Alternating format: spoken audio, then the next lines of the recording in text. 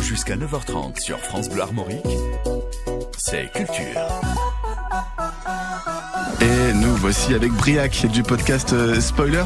Briac, vous avez eu un coup de cœur pour... Alors, un documentaire qui parle d'une série, faut tout nous dire. Oui, tout à fait. Ce documentaire, c'est In My Mind, un documentaire de 2017 qui est actuellement disponible sur Netflix et qui a été réalisé par Chris Rodley. Chris Rodley, les plus cinéphiles le connaissent peut-être, il a écrit des entretiens avec David Lynch et David Cronenberg.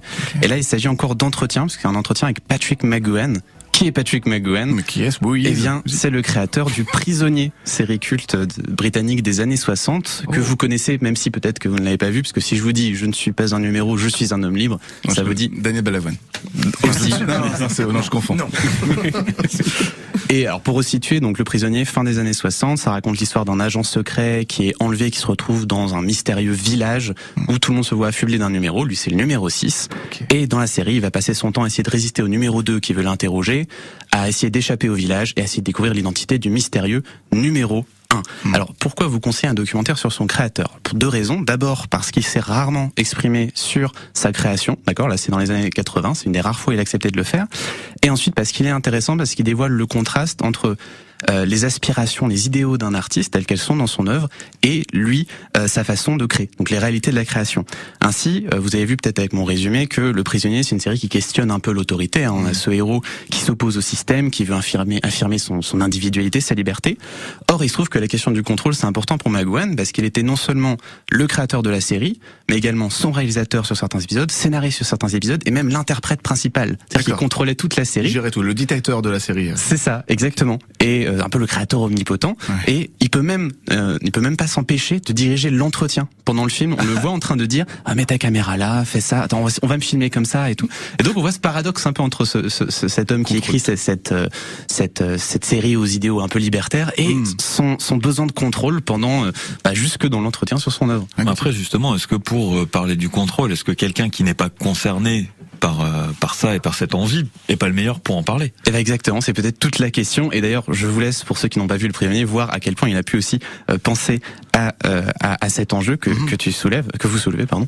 Et dans le même temps, ce qui est intéressant, c'est que ces idéaux libertaires reprennent aussi parfois le dessus, parce que on le voit souvent se reprendre quand il va dévoiler trop de choses sur la série ou expliciter trop ses symboles, parce qu'on comprend qu'il veut nous laisser avoir notre propre lecture. Il fait encore attention, alors que c'est une série des années 60, à ne pas spoiler. C'est ça. Alors, c'est pas spoiler, c'est plutôt comme c'est une série très allégorique, il essaie de pas expliquer ce qu'il a voulu dire. Donc on le voit pendant le documentaire dire.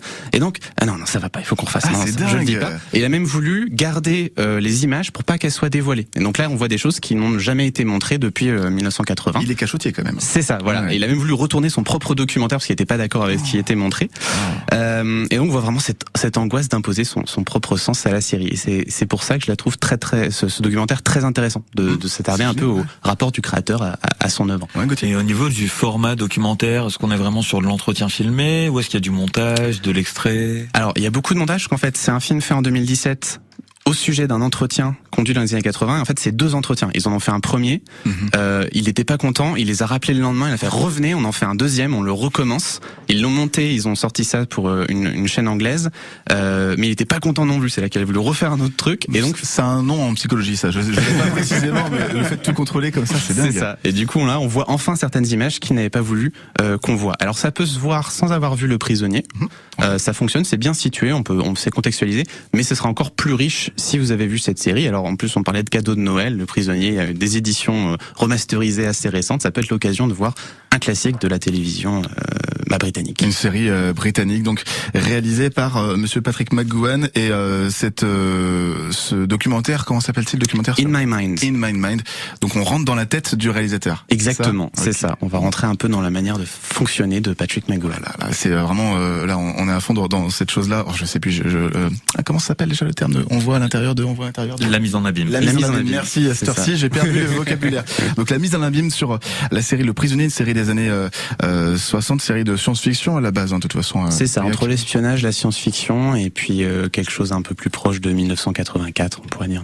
Donc de George Orwell. Donc mais on va pas trop loin apparemment avec Patrick McGoohan qui veut garder le mystère sur sa série, même dans son documentaire In My Mind. Le conseil aujourd'hui de Briac. À voir ce documentaire quelque part sur quel support? Sur Netflix en ce moment. Sur Netflix en ce moment, c'est parfait. Jusqu'à 9h30 sur France Bleu Armorique, c'est Culture.